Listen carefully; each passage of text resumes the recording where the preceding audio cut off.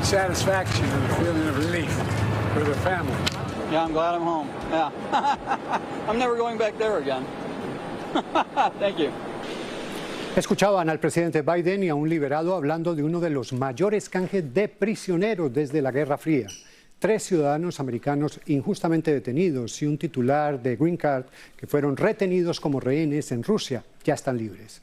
Esos ciudadanos son los periodistas Evan Gershkovich y Alusu Kurmacheva y el ex marín estadounidense Paul Whelan.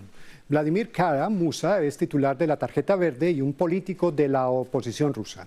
El acuerdo formaba parte de un intercambio masivo de prisioneros entre Rusia y Estados Unidos que tuvo lugar a principios de esta semana y en el que participaron 2 docenas de personas. Jorge Toledo fue preso político, ahora es activista internacional por los rehenes. Señor Toledo, muchas gracias por estar con nosotros. Cuando estábamos buscando un invitado para hablar de este intercambio de prisioneros, pensamos en alguien que hubiera estado en una circunstancia parecida. Y usted estuvo 1.175 días en una cárcel venezolana. Cuando usted ve una liberación como esta, ¿le vuelven a la cabeza los recuerdos de lo que usted vivió? Bueno, es como una tormenta de información que llega a la mente y de emociones, porque de ir a una situación donde tú no ves luz al final del camino y de repente aparece una solución que, aunque no sabíamos que estaba ocurriendo, pero tenía mucho tiempo a través de una negociación y a través de un esfuerzo multidisciplinario, de repente, ¡bam!, esa luz aparece y se toma un tiempo, ¿no?, en que tú vayas digiriendo todo lo que va ocurriendo. Pero al yo ver las imágenes de lo que ocurrió y ver a los familiares recibiendo a todas estas personas que estuvieron injustamente detenidas, claro que volvieron a mí esos momentos donde después de casi 5 años yo pude abrazar a mi esposa y a mis hijos. El lado humano de esto es indescriptible, no solo por los impactos al rehén, sino los impactos tan devastadores para las familias. Eso quería saber. Usted ya lo ha enfrentado y está además en esa tarea de ayudarle a otros. ¿Cómo se hace para retomar la vida después de estar 5 años en una cárcel? ¿Cómo se hace para recuperar nuevamente la vida, esos años que se perdieron?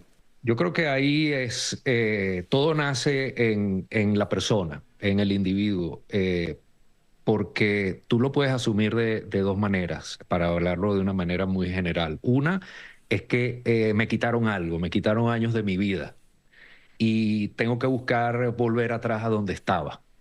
Hay otra manera en que tú, en vez de mirar atrás lo que dejaste, miras adelante lo que te vas a encontrar. Y allí es donde las cosas cambian y de acuerdo a tu perspectiva interna, porque cuando tú lo ves de esa manera, tú ves que esta experiencia de supervivencia, porque haber sobrevivido a una situación de rehén en unas condiciones extremas, viviendo en mazmorras y en unas condiciones terribles como las que yo tuve en Venezuela y que yo sé he hablado con rehenes, ex rehenes que estuvieron en Rusia como Trevor Reed, las situaciones fueron bastante parecidas. Esa experiencia entonces te sirve para construir lo que viene después.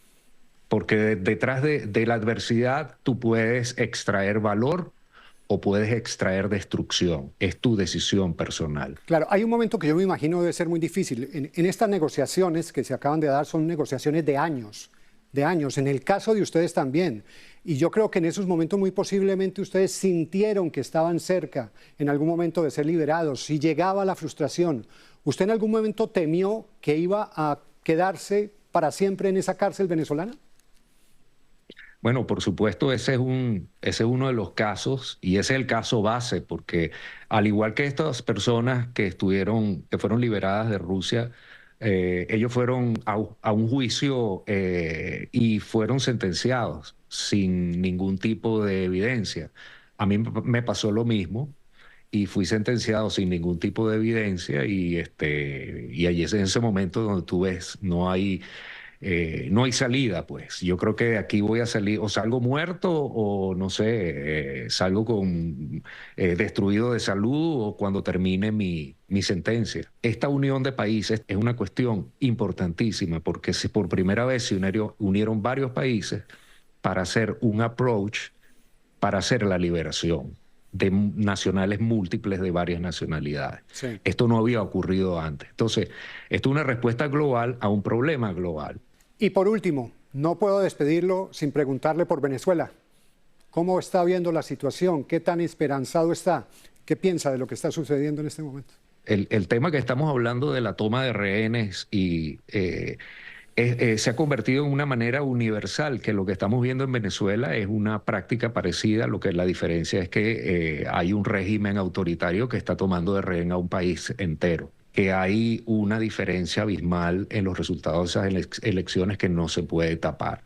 Entonces yo creo que aquí hay un punto de inflexión histórico, y eso es un punto que tiene que dar esperanza y fuerzas para seguir luchando. No te puedes desmayar. Esto es como un maratón, y no puedes desinflarte en la milla 20 porque son 26 millas. Tienes que seguir, y creo que este es el punto crítico donde hay un punto de inflexión, y hay que seguir porque realmente hay una ventana de oportunidad para que las cosas cambien.